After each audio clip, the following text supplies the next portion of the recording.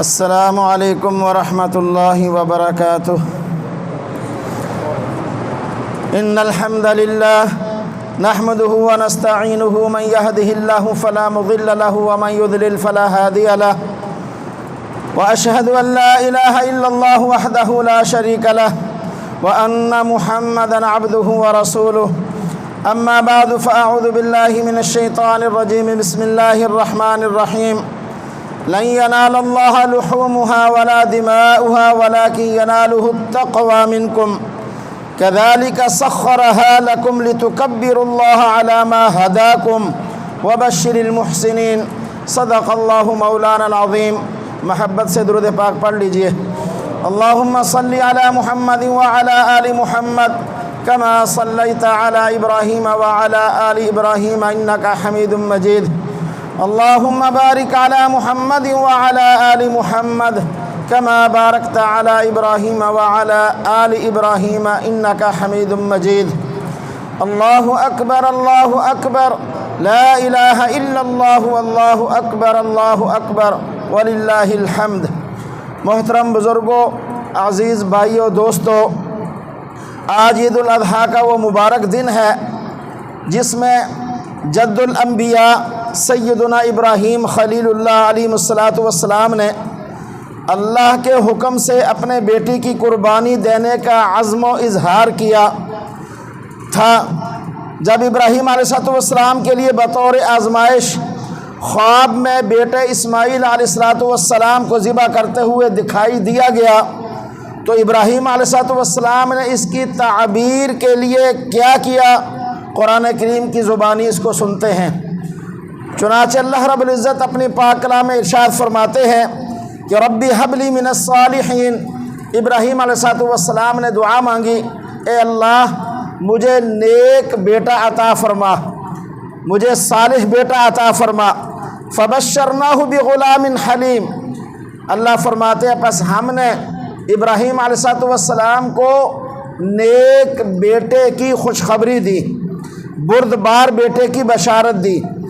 فرمایا فلما بلغ معہ السعی، پھر جب وہ نیک بیٹا یعنی اسماعیل علیہ السلام ان کے ساتھ دوڑنے کی عمر کو پہنچے تو قال یا بنی، ابراہیم علیہ السلام نے کہا اپنے بیٹے کو، یا بنی، اے میرے بیٹے، اے میرے بچے، انی ارا فی المنام، میں خواب میں دیکھ رہا ہوں، انی اذبحک، کہ میں تجھے ذبح کر رہا ہوں، فانظر، تیری کیا رائے ہے اس بارے میں؟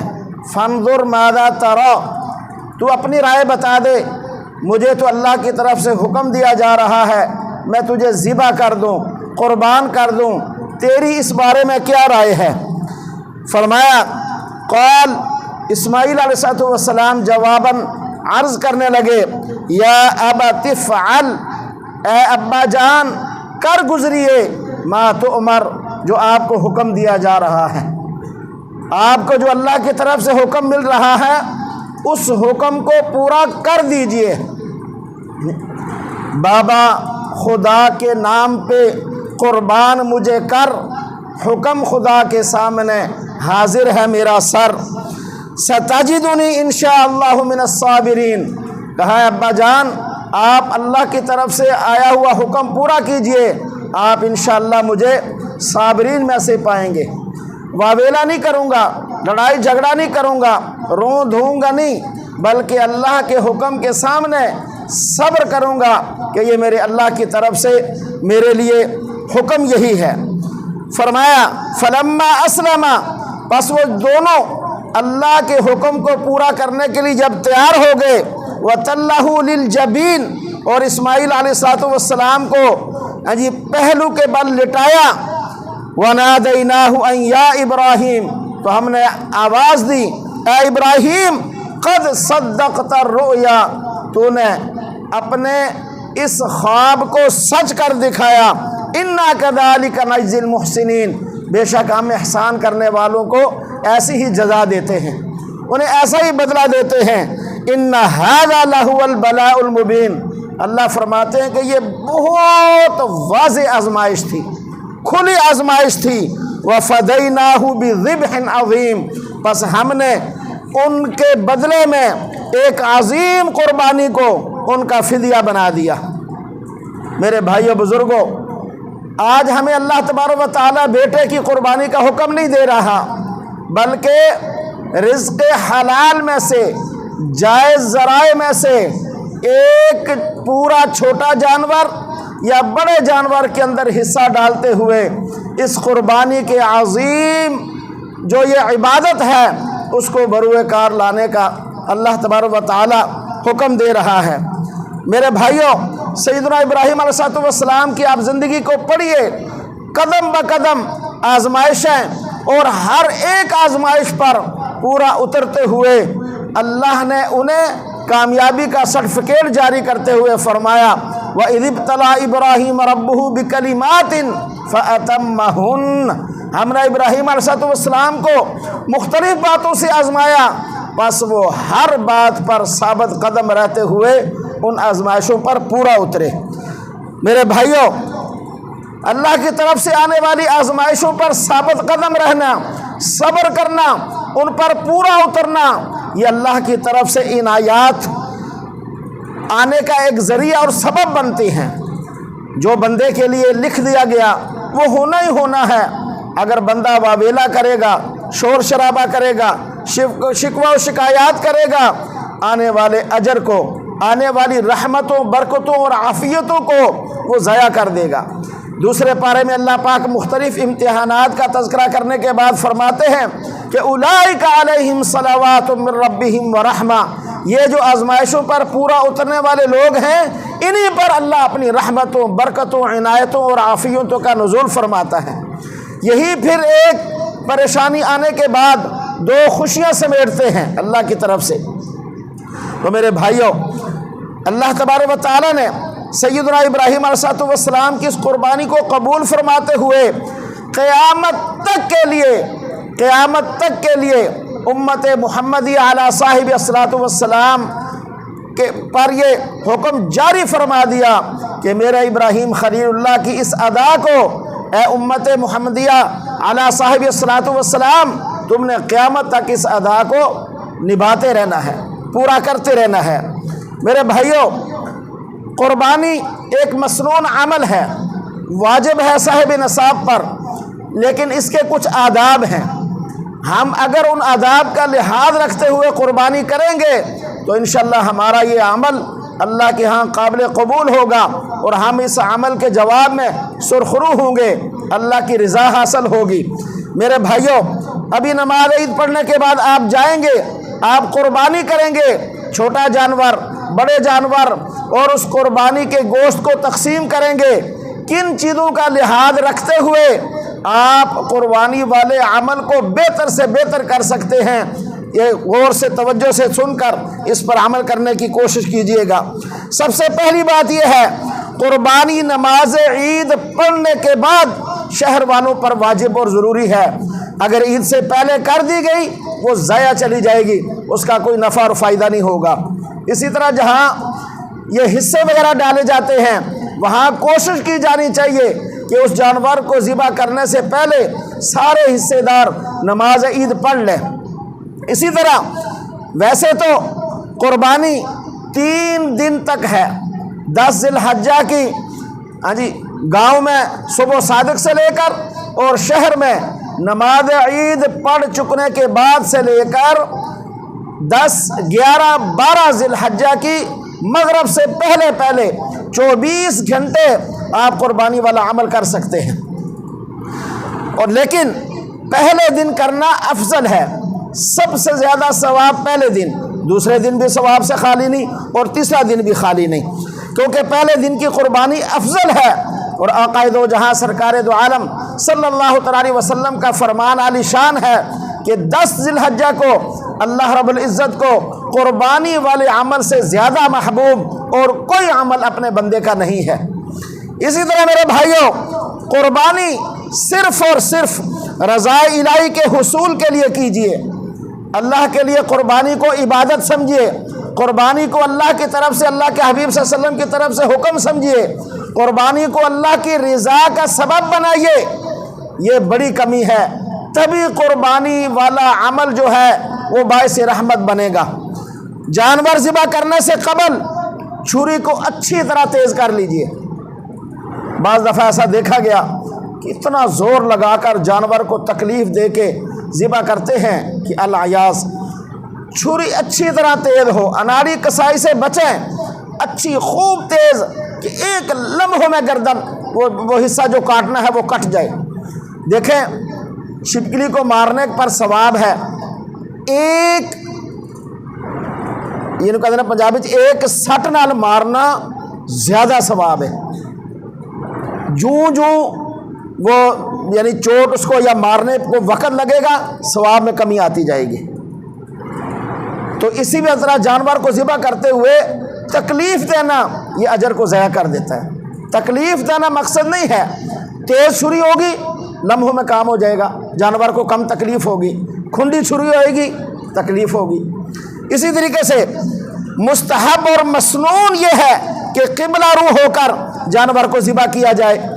جانور ذبح کرتے وقت جانور کو بائیں پہلو پر لٹا لیا جائے، پھر اپنا پاؤں اس کی گردن پر رکھا جائے، اس کے بعد بائیں ہاتھ سے اس کی گردن پکڑ کر دائیں ہاتھ سے چھری چلائی جائے اور بسم اللہ اللہ اکبر پہلے کہہ کے پھر چھری چلائی جائے۔ ہر ایک کوشش کرے اپنے ہاتھ سے، کوئی بزرگ ہے کمزور ہے وہ کسائی کو سٹینڈ بائی رکھے اور خود چھری پھیریں، جہاں تک پھر سکتی ہے منہ فوراً کسائی کو پکڑا دے، باقی وہ صحیح۔ کوشش اپنے ہاتھ سے۔ بہتر ہے چھری ذبیحہ کے سامنے تیز نہ کی جائے اور نہ ہی ایک جانور کے سامنے دوسرے جانور کو ذبح کیا جائے، یہ بھی خلاف ادب ہے اور جانوروں کے ساتھ زیادتی ہے۔ جب جانور بھی حس رکھتے ہیں نا، حس ان کے اندر بھی موجود ہے، پتہ چلتا ہے ان کو بھی اب کیا ہونے والا ہے ہمارے ساتھ، تو کوشش کریں کہ چھری بھی ان کے سامنے تیز نہ ہو اور ایک جانور کو دوسرے کے سامنے بھی ذبح نہ کیا جائے۔ یہ کسائی جو ہے دائیں بائیں والے، یہ خاص طور پہ لائن لگی ہوتی ہے ایک کو پھر دوسرے کو، ہاں جی، تو یہ بڑی تکلیف دہ ہے۔ ہاں جی، کوئی دو آدمیوں کو سزا مل رہی ہو، جب ایک کو دوسرے کے سامنے ملے گی، وہ لگنے والے کے تو لگ ہی رہی ہوتی ہے، تو جو دیکھ رہا ہوتا ہے اس پر کیا گزرتی ہے یہ وہی جانتا ہے۔ اسی طرح ذبح کرنے کے بعد ایک بات بہت توجہ سے سنیے، بہت توجہ سے، یہ حلق کے قریب سے، یہ جو ادھر ایک ہوتا ہے نا وہ منکا سا، حلق کی طرف سے منکے اور اس حلق کے درمیان سے تقریباً جانور کی گردن کو چھری چلائی جاتی ہے، لیکن اس میں 4 رگیں ہوتی ہیں، 4، ایک خوراک کی، ایک جو یعنی سانس لیتا ہے جانور، پھپھڑے کے ساتھ 2 ہوتی ہے نا، ایک سخت والی جو پھپھڑے کا ہوتی ہے وہ جس سے سانس لیتا ہے، اور اس کے ساتھ بالکل لگی ہوئی ایک نرم والی آنت کی طرح خوراک جس سے اندر جاتی ہے۔ یہ 2 رگیں کٹنے کے بعد بکرے کی گردن جب اوپر سے وہ نرم حصہ ختم ہو کے آگے ہڈی شروع ہوگی تو اس کی دائیں اور بائیں 2 چھوٹی چھوٹی رگیں ہوتی ہیں خون نکلنے والی، دونوں طرف گردن کے، ادھر اور ادھر، سینٹر سے ہو گیا نا، ادھر اور ادھر، ان دونوں رگوں سے خون نکلتا ہے۔ خوراک والی سانس والی کٹ گئی تو دائیں بائیں والی خون والی دونوں کٹے یا ایک کٹے، دونوں صورتوں میں جائز ہے، لیکن اس سے آگے بڑھ کر جو وہ ایک بنے ہوتے ہیں ایسے، بیچ میں حرام مغز ہوتا ہے، وہ ذبح کا حصہ نہیں ہے، وہ تو حرام مغز ہے جو اللہ تعالیٰ کا نظام قدرت ہے کہ دماغ کا تعلق جو نچلے حصے کے ساتھ ہوتا ہے، وہ اس تعلق کو قائم رکھنے کے لیے وہ حرام مغز ہوتا ہے، اس کو توڑنا ضروری نہیں ہے، بلکہ اس کو توڑ کر وہ چھری کی چونچ سے پھر آگے سے وہ بیچ سے ایسے نکالتے ہیں، بھائی اس سے تو سارا ستیہ ناش ہو جاتا ہے بکرے کا، وہ توڑتے ہی خون رک جاتا ہے جسم کے اندر، خون نہیں باہر نکلتا۔ اب جب خون باہر نہیں نکلے گا تو وہ اسی گوشت کے اندر مکس ہو کر گوشت بد ذائقہ ہو جائے گا اور پورے طور پر اس ذبیحے کا جو عمل نہیں ہوگا۔ کسائی حضرات تو اس لیے کرتے ہیں، انہوں نے آدھا کلو 3 پاؤ گوشت بڑھانا ہوتا ہے، وہ جلدی سے توڑ دیتے ہیں تو دیکھنے والے بھی سمجھتے ہیں کمال کر دیتا، مروڑ دیتی گردن پھڑ کے۔ یہ نہیں کرنا، اس سے خون رک جاتا ہے، گوشت میں باقی رہ جاتا ہے اور وہ ذائقہ خراب کر دیتا ہے، ذبیحہ بھی کامل نہیں ہوتا۔ اس کو نہیں توڑنے کی ضرورت، 4 رگیں صرف بس کٹنی ہے، 4 کٹیں، یہ سائڈ والی دونوں میں سے 3 بھی کٹ جائیں پھر بھی ذبیحہ مکمل ہے۔ یہ بڑا دھیان رکھنا آپ نے، کسائی کو گردن نہیں توڑنے دینی، گردن توڑ کے وہ چھری کی چونچ کے ساتھ پھر وہ جو سفید والا ہوتا ہے اس کو بھی وہ کٹ لگا دیتے ہیں۔ آپ نے دیکھا کہ جلدی سے وہ کر کے وہ خون رک جاتا ہے، خون تو نکلنا ہے۔ اسی طریقے سے بہتر ہے، اچھا اسی طرح اونٹ کو ذبح نہیں کیا جاتا، اونٹ کے لیے نہر ہے۔ اب وہ جو قصائی ماہر ہوتے ہیں ان کو پتہ ہوتا ہے اس کو کیسے کیا جاتا ہے، تو کوشش کرنی چاہیے اونٹ کے لیے ماہر قصائی طلب کیا جائے جو اس کو نہر کرے۔ اسی طریقے کے ساتھ ذبح یا نہر کرتے وقت بسم اللہ واللہ اکبر یہ پڑھنا چاہیے۔ باقی مسائل میں پہلے عرض کر چکا ہوں آج کی ضرورت کے لیے۔ قربانی کا جانور مرد کے ساتھ ساتھ عورت بھی ذبح کرنا چاہے تو وہ کر سکتی ہے برابر، بالکل جیسے مرد کو حکم ہے ایسے عورت بھی کر سکتی ہے، اسے بھی ثواب ملے گا۔ چونکہ قربانی کا وہی حکم ہے جو قربانی کے گوشت کا ہے، اس لیے اسے خود استعمال کرنے کے ساتھ ساتھ جو 8 مصارف زکوٰۃ ہیں سورہ توبہ میں ان کا بھی لحاظ رکھنا چاہیے، ان کو بھی دینا چاہیے۔ اصل حکم قربانی کا ہے، ذبح کر دیا جانور حکم پورا ہو گیا، بس اس کے بعد آگے اختیار ہے۔ اور بہترین طریقہ عقائد و جہاں سرکار دو عالم صلی اللہ علیہ وسلم کا یہ ہے، اور سنت 3 حصوں میں برابر تقسیم کیا جائے، ایک خود، ایک غربا، ایک عیز و اقربا۔ اسی طریقے کے ساتھ قصائی کو قربانی کے جانور سے کوئی بھی چیز بطور اجرت دینا جائز نہیں، اس کو جو اجرت ہے وہ پیسوں کی صورت میں الگ دی جائے گی، کھال گوشت وغیرہ یہ چیزیں اس کو اجرت کے عوض نہیں دی جائیں گی۔ ویسے اگر بیچارہ گوشت مانگ لے تو اس کو دینا چاہیے، میں نے دیکھا بعض لوگ گوشت بھی نہیں دیتے، توبہ توبہ توبہ توبہ، یہ پھر اجرت میں آ جائے گا، یہ نہیں دینا۔ بھائی گفٹ اور تحفہ بھی تو کچھ چیز ہوتی ہے، تو اجرت طے کی جاتی ہے، باقی آپ گوشت بھی اس کو تحفے کے طور پر دیں، بیچارہ جا کے گھر کھائے۔ اسی طرح میرے بھائیوں، عید کے دن تکبیرات کثرت کے ساتھ پڑھنی چاہیے کہ اللہ تبارک و تعالیٰ کا قرآن کریم کے اندر فرمان ہے کہ وَاذْكُرُوا اللَّهَ فِي أَيَّامٍ مَّعْدُودَاتٍ، ایام معدودات سے مراد ایام تشریق ہیں۔ اللہ اکبر اللہ اکبر، لا الہ الا اللہ واللہ اکبر اللہ اکبر وللہ الحمد، کثرت کے ساتھ اس کو پڑھنا چاہیے۔ اسی طریقے کے ساتھ عید کے بعد میل جول ملاقات، یہ بھی ایک مسلمان کی شان ہے، یہ بھی مسلمان کی اجتماعیت کی ایک علامت ہے، یہ محبت کو بڑھانے کا ایک ذریعہ تحفہ ہے، محبت میں اضافے کا۔ عید کے دن ایک دوسرے سے ملنا، ملاقات کے لیے جانا، ایک دوسرے کو دعا دینا، یہ امام مالک رحمہ اللہ سے تقبل اللہ منا و منکا یہ وہ کہا کرتے تھے جب کسی کو ملنے کے لیے جاتے۔ اسی طریقے کے ساتھ عید سے واپسی پر راستہ تبدیل کرنا، ایک راستے سے جانا دوسرے راستے سے واپس آنا، یہ بھی سنت عمل ہے، اور تکبیرات پڑھتے ہوئے ایسا کرنا۔ اسی طرح عید والے دن چاہے چھوٹی عید ہو بڑی ہو، اشراق کی نماز نہیں ہوتی نفل، مسجد کے اندر عید سے پہلے کوئی نماز نہیں ہے۔ ہاں کسی کی فجر کی رہ گئی، وہ اگر پڑھنا چاہے تو کوشش کرے گھر ہی پڑھ کے آئے، یا کسی سائڈ پہ پڑھے، وہ جب لوگ دیکھتے ہیں وہ سمجھتے ہیں نفل پڑھ رہا ہے، لوگ دیکھا دیکھی شروع ہو جاتے ہیں، یا ایسے ہی باتیں کرنے لگ جاتے ہیں، مسئلے کا پتہ نہیں ہوتا۔ عید کے بعد نبی پاک صلی اللہ علیہ وسلم گھر جا کر 2 نفل پڑھا کرتے تھے، مسجد میں نہیں، گھر جا کر۔ اسی طریقے کے ساتھ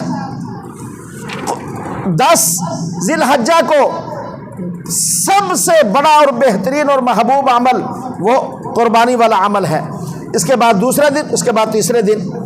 اسی طرح میرے بھائیوں، عید کے دنوں میں کھیل کود، کوئی ٹورنامنٹ، کوئی کھیل ایسا جس میں واہیات یا لو لعب نہ ہو، یہ بھی اچھا عمل اور بہترین عمل ہے، اور صحابہ اکرام علیہم رضوان ایسا کیا کرتے تھے۔ چنانچہ امی عائشہ صدیقہ رضی اللہ تعالیٰ عنہ فرماتی ہیں کہ عید کے دن سوڈان کے کچھ صحابہ اکرام ڈھال اور حرب کا، حراب کا کھیل دکھا رہے تھے۔ اب یا میں نے فرماتی ہے کہ میں نے خود رسول پاک صلی اللہ علیہ وسلم سے کہا یا آپ نے مجھے کہا کہ آؤ دیکھتے ہیں، یہ یاد نہیں رہا، امی عائشہ صدیقہ رضی اللہ تعالیٰ عنہ کہتی ہیں۔ لیکن ہم چلے گئے تو میں نے رسول پاک صلی اللہ علیہ وسلم کے پیچھے کھڑے ہو کر، میرا چہرہ آپ کے چہرے پر تھا، اس طرح پیچھے کھڑے ہو کر میں نے وہ کھیل دیکھا۔ جب میں تھک گئی تو رسول پاک صلی اللہ علیہ وسلم نے مجھے پوچھا کہ جانا چاہتی ہیں؟ تو میں نے کہا ہاں۔ آپ نے فرمایا کہ آپ چلی جائیں۔ تو اس طرح کے کھیل، ہاں جی، اس طرح کے جو ہے وہ جس سے ذرا ہنسی خوشی ہو، اس کو اسلام نے منع نہیں فرمایا۔ اسی طرح خوشی کے مواقع پر ایسی مجالس جن میں گانا بجانا، ڈانس، شراب وغیرہ نہ ہو، منعقد کرنے میں کوئی حرج نہیں ہے۔ یعنی نغمے وغیرہ ہوں، ترانے وغیرہ ہوں، شعر و اشعار ہوں، اچھے قومی ترانے ہوں، بغیر ساز کے، بغیر ناچ گانے وغیرہ کے، تو ایسا کرنا بھی شریعت کے اندر موجود ہے۔ چنانچہ سیدہ عائشہ صدیقہ رضی اللہ تعالیٰ عنہ فرماتی ہیں کہ سیدنا ابو بکر تشریف لائے تو میرے پاس انصار کی 2 لڑکیاں وہ اشعار گا رہی تھیں جو انصار نے بعاث کی جنگ کے موقع پر کہے تھے۔ امی عائشہ رضی اللہ تعالیٰ عنہ فرماتی ہیں کہ گانے والیاں نہیں تھیں۔ ابو بکر رضی اللہ تعالیٰ عنہ نے فرمایا کہ رسول اللہ کے گھر میں یہ شیطانی بازی اور یہ عید کا دن تھا۔ آخر رسول اللہ صلی اللہ علیہ وسلم نے ابو بکر رضی اللہ تعالیٰ عنہ سے فرمایا، ابو بکر، ہر قوم کی عید ہوتی ہے اور آج ہماری بھی عید ہے، تو لہذا اس طرح شعر و شاعری یا اس طرح کوئی ترانہ وغیرہ گانا یہ کوئی منع نہیں ہے۔ تو ایسا کوئی محفل رکھی جا سکتی ہے، ایسا بھی ہے، لیکن لہو لعب سے، ہاں جی، فضولیات سے، گندگی سے، شیطانی عمل سے، اس سے اپنے آپ کو اور اپنے بچوں کو بچانا چاہیے۔ اسی طریقے کے ساتھ میرے بھائیوں، لڑائی جھگڑا، ہاں جی، ناراضیاں اور ایک دوسرے کے ساتھ ناراض ہونا، لڑائی جھگڑا کرنا، گال گلوچ کرنا، یہ تو ویسے ہی مومن کی شان کے خلاف ہے۔ اگر کوئی ناراض ہے، کسی کے ساتھ لڑائی ہوئی ہے، جھگڑا ہوا ہے، عید کے بعد فوراً اس سے ملیے۔ چنانچہ کہ رسول پاک صلی اللہ علیہ وسلم نے فرمایا، لا يحل لرجل ان يهجر اخاه فوق 3 لیال، کسی مومن کے لیے یہ جائز اور درست نہیں ہے کہ وہ 3 دن سے زائد اپنے بھائی سے ناراض رہے۔ اسی طریقے سے میرے بھائیوں، غریبوں کی مدد کیجئے، خصوصاً غریبوں کی مدد اپنے ساتھ ساتھ۔ اور یہ بات ذہن میں رکھیے، یہ جو اکٹھا کرنے کے لیے آتے ہیں نا غریب، یہ غریب بہت کم ہوتے ہیں، یہ پروفیشنل لوگ ہوتے ہیں۔ یہ تو سارا خاندان نکلتا ہے تو یہ تو پتہ نہیں کتنے کتنے بکرے اکٹھے کر کے لے جاتے ہیں گھر کے اندر۔ تلاش کیجئے ان گھرانوں کو جو لا یستطیعون ضربا فی الارض یحسبهم الجاہل اغنیاء من التعفف تعرفهم بسیماهم لا یسألون الناس الحافا، جو در در پہ جا کر مانگتے نہیں ہیں، لوگوں کے ساتھ لپٹتے نہیں ہیں، لیکن وہ اپنے چال ڈھال سے پہچانے جاتے ہیں کہ یہ واقعی ضرورت مند ہیں۔ ان کو تلاش کر کے ان کے گھروں تک گوشت پہنچائیے۔ عز و اقربا، دوست احباب میں سے، پڑوس میں سے، گلی محلے میں سے، جو لوگ مارے شرم کے گھر میں ہی رہتے ہیں اور عید والے دن بھی سبزی دال پکا کے روٹی کھاتے ہیں، اور یقیناً ایسا ہے، ایسی بات نہیں ہے کہ نہیں ہے، آپ سمجھتے ہیں کہ کیسا ہو، ہے ایسا۔ ان کو تلاش کر کے ان تک گوشت پہنچائیے۔